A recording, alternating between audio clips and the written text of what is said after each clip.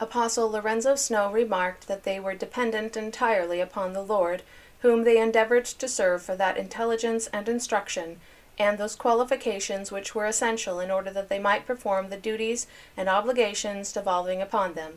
The Lord had accomplished a great deal for the Latter-day Saints. He had aided them materially in their various experiences, in the trials and temptations to which they had been exposed while endeavoring to carry out His purposes during the last 61 years.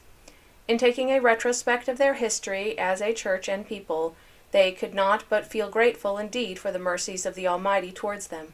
Referring to the advancement of the Latter-day Saints, morally, spiritually, and financially, the speaker said that during his experience of the last 55 years, since he had been associated with this church, he had watched the wonderful strides made in these respects.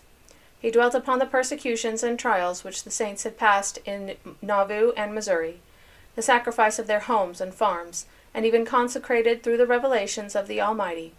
They submitted to these cheerfully, though it took considerable faith to make the surrender. In Missouri their wives and children trampled over the frozen plains, and in some places their tracks were marked with their blood. Yet despite all these trials, the people grew in strength in the principles which they had espoused.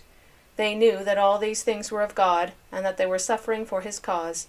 It was plain to their understanding that the Holy Ghost assisted them, otherwise those sacrifices could not have been made. Various offers came that if they would renounce their principles, there would be no cause for sacrifice, but they valued their religion too much to do this. God had revealed to His chosen people many glorious things. He had enlightened their understandings, because when the gospel reached them, they were in darkness. They knew not God nor His ways. Who could wish for better prospects than were before the Latter-day Saints? What God had revealed in regard to their future was the result of faithfulness in this life and carrying out of His purposes. It was wonderful that they had been able to do as a people, and they were still growing. More had been accomplished by the Latter-day Saints than by any other people on the earth. What more did their persecutors want than they had delivered over to them already? Why did their missionaries go forth and preach the gospel, while some had even laid down their lives in God's cause? For the good of mankind at large, because we were the children of God. When men persecuted the Latter-day Saints, they knew not what they did.